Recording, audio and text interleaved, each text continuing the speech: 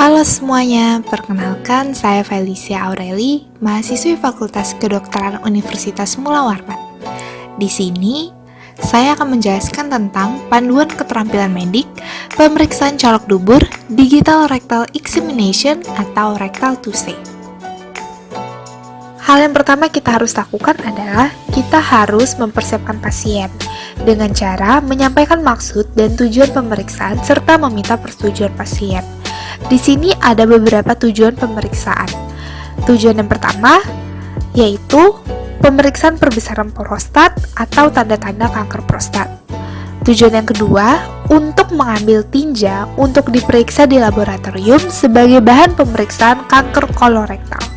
Tujuan yang ketiga, salah satu teknik untuk pemeriksaan fisik adanya appendicitis. Dan untuk tujuan terakhir, pemeriksaan rutin sebelum dilakukan kolonoskopi untuk memastikan tidak adanya obstruksi pada rektum. Setelah menyampaikan tujuan, hal yang kedua adalah kita meminta pasien untuk melepas pakaian bawahnya. Setelah itu, kita meminta pasien untuk berbaring dengan posisi yang sesuai, yaitu pasien berbaring telentang lalu posisi kaki adalah fleksi pada sendi panggul dan sendi lutut.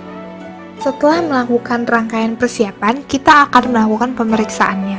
Langkah pertama yang kita lakukan adalah menyiapkan alat dan bahan. Di sini ada sarung tangan, apron, lubrikan, dan juga tisu. Tidak lupa kita mencuci tangan. Setelah mencuci tangan, kita menggunakan apron, lalu kita mengenakan sarung tangan. Lalu kita memposisikan pasien. Mintalah pasien untuk berbaring telentang, lalu posisi kaki adalah fleksi pada sendi panggul dan sendi lutut. Setelah pasien diposisikan, jika pasien menggunakan selimut bisa dibuka terlebih dahulu.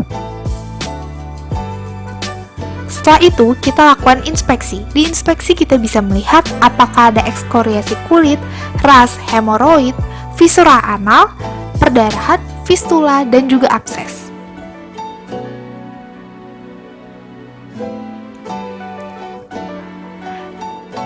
Setelah itu, baluri jari kita dilubrikan yang sudah disiapkan tadi, lalu masuki perlahan jari ke dalam rektum pasien. Di situ kita dapat mempalpasi permukaan posterior dari prostat pada pasien laki-laki untuk dilihat apakah ada perbesaran, nodul, serta ada rasa nyeri. Lalu kita bisa memutar jari kita 360 derajat untuk menelusuri rektum pasien. Bisa juga kita menelusuri sisi kanan terlebih dahulu, lalu menelusuri sisi kiri. Pada penelusuran itu, kita harus mencari apakah adanya benjolan, nodul, nyeri tekan, massa, konsistensi, dan irregularitas dari permukaan rektum pasien. Setelah itu, kita keluarkan jari, dan juga kita melihat di jari kita apakah ada darah, kotoran, maupun lendir. Juga untuk membersihkan lubrikan di sekitar anus pasien, lalu meminta pasien untuk menggunakan pakaiannya kembali. Setelah itu, kita buang alat dan bahan yang telah kita gunakan tadi, lalu mencuci tangan, dan juga kita mencatat semua hal yang kita temukan pada pemeriksaan ini.